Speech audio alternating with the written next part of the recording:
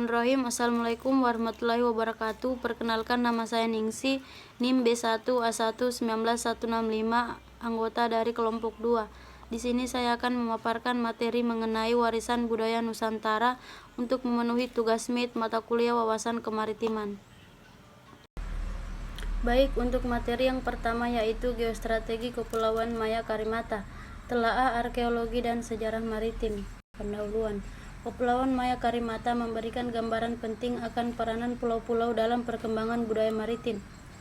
Kepulauan ini berada di Selat Karimata yang merupakan pusaran arus pelayaran dan perdagangan regional maupun internasional. Keletakan kepulauan ini diapit oleh pusat-pusat budaya regional khususnya di Jawa, Sumatera, dan Kalimantan. Nilai penting Kepulauan Maya Karimata tidak hanya dipandang dalam geostrategis yang berada di jalur pelayaran dan perdagangan. Lebih daripada itu, posisi demikian untuk memahami kekhasan dari kepulauan ini yang perlu dilihat lebih lanjut sebagai unsur kekuatan laut yang mendukung karakteristik kepulauan. Selanjutnya, gambaran umum situs-situs arkeologi di Kepulauan Maya Karimata. Kepulauan Maya Karimata terdiri atas gugusan pulau-pulau yang tersebar di wilayah administrasi Kabupaten Kayong Utara, Kalimantan Barat. Pulau-pulau tersebut mengelompok menjadi beberapa kepulauan kecil, yaitu Pulau Maya, Pulau Datu, Pulau Meledang, Pulau Serutu, dan Pulau Karimata. Selanjutnya, pembahasan posisi strategis jalur pelayaran dan perdagangan di Nusantara. Jalur-jalur pelayaran untuk mendapatkan sumber komoditi mulai dipetakan dalam catatan-catatan pelaut. Berdasarkan kajian atas catatan tersebut, melihat pelayaran menuju Asia Tenggara melalui dua rute yang berbeda. Pertama, dari Fujian mengikuti pesisir Cina menuju Guangdong, kemudian menuju Hainan terus ke pesisir Champa dan Pulau Condore. Rute kedua menghubungkan Fujian Asia Tenggara dengan beberapa bagian pertama, yaitu dari Fujian menuju barat daya Taiwan dan barat Laut Luzon.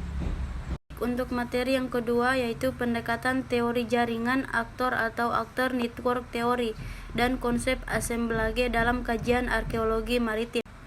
Pendahuluan.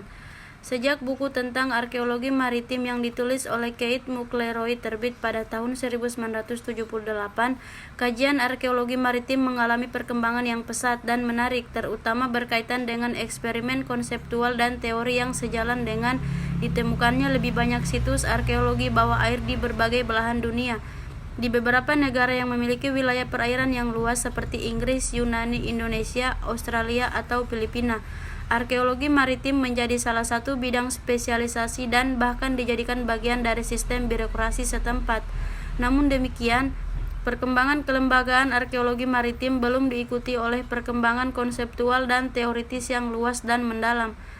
Selanjutnya, teori jaringan aktor atau ANT dan artefak sebagai assemblage 2. Teori jaringan aktor untuk selanjutnya di sini disebut ANT atau Actor Network Theory. Biasa dikaitkan dengan Bruno Latour, seorang antropolog ahli tentang kajian sains dan teknologi.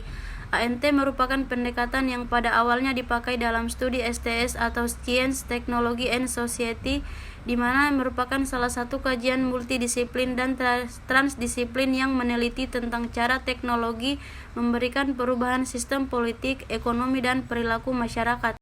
Dalam perkembangannya, ANT tidak saja dipakai dalam studi STS, tetapi sudah banyak dipakai dalam studi lingkungan, sejarah, dan ilmu pengetahuan medis, budaya populer, dan infrastruktur. ANT dimulai dari pandangan yang memperlihatkan hubungan erat antara manusia atau human dengan budaya material atau non-manusia, non-human. Dalam penelitian atau kajian arkeologi, ANT belum banyak dimanfaatkan. Meskipun pada dasarnya ruang lingkup kajian ANT adalah aspek material dan pendekatan ANT seringkali disebut material turun dalam teori ilmu sosial, atau Bruno Latour menegaskan bahwa ANT bukan merupakan teori baru karena pada dasarnya teori sosial sejak dulu sudah mengenal topik jaringan sosial dan sudah juga menekankan pentingnya budaya material di pihak budaya materialnya. Di pihak lain, ANT mempersoalkan konsep sosial yang dipakai dalam teori sosial modern sejak era setelah Durkheim, dan ANT mengembalikan konsep sosial tersebut pada kerangka di mana sebagai proses. Kemudian selanjutnya, asosiasi yang menarik untuk melihat posisi teori arkeologi dalam konteks ini, karena pada prinsipnya teori arkeologi bertujuan untuk menjelaskan dimensi asosiatif dan interaksi sosial ini khususnya dalam konteks masyarakat lampau. Materi yang ketiga, sejarah maritim dan kekayaan bawah air Indonesia. Menurut Ensiklopedia Nasional Indonesia, wilayah Indonesia terletak antara dua benua yaitu Asia dan Australia, dan antara dua samudra yaitu Samudra Hindia dan Samudra Pasifik. Terdiri dari 13.000 pulau, mulai dari Pulau W di ujung utara atau barat sampai Pulau Irian di ujung timur, dengan perbandingan wilayah laut dan darat 78:22.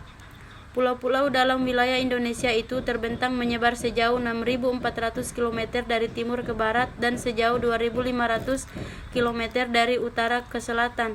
Sedangkan garis terluar yang mengelilingi wilayah itu sekitar 81.000 km. Sehubungan dengan kondisi wilayah Indonesia yang sedemikian itu, maka sejarawan Abel Lapian memberikan istilah dan konsep negara Indonesia sebagai negara bahari dan bukan sebagai negara kepulauan. Konsep negara bahari itu mengacu pada alasan 247 bahwa wilayah Indonesia untuk sebagian besar memang terdiri dari wilayah perairan atau laut, yang di dalamnya terdapat ribuan pulau. Lebih lanjut, ia menyatakan bahwa istilah negara kepulauan untuk menyebut Indonesia adalah terjemahan yang salah kaprah dari archipelago state karena kata archipelago yang berasal dari kata bahasa Latin atau archipelagus sesungguhnya mempunyai arti laut utama. Sejarawan Belanda lainnya yang secara lebih khusus menulis mengenai sejarah perdagangan maritim Indonesia adalah Meiling Roelofs yang melukiskan bagaimana di wilayah Indonesia sebelum datangnya para pedagang Portugis dan Belanda telah berlangsung perdagangan antara pulau.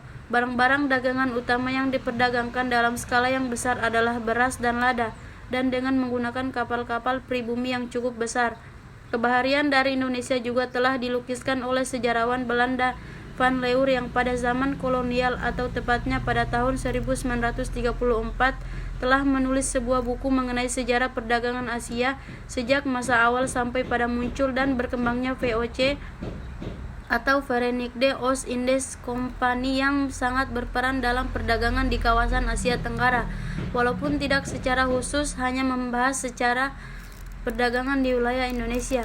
Namun demikian, dari buku itu dapat diketahui bahwa berbagai pulau di Indonesia waktu itu telah menghasilkan produk-produk ekspor yang diperdagangkan oleh VOC dalam kawasan Asia dan bahkan sampai ke Eropa. Di samping itu juga dapat diketahui bahwa Laut Jawa merupakan salah satu jalur utama lalu lintas perdagangan antar pulau dan juga dengan daerah-daerah dan negeri-negeri lain di luar.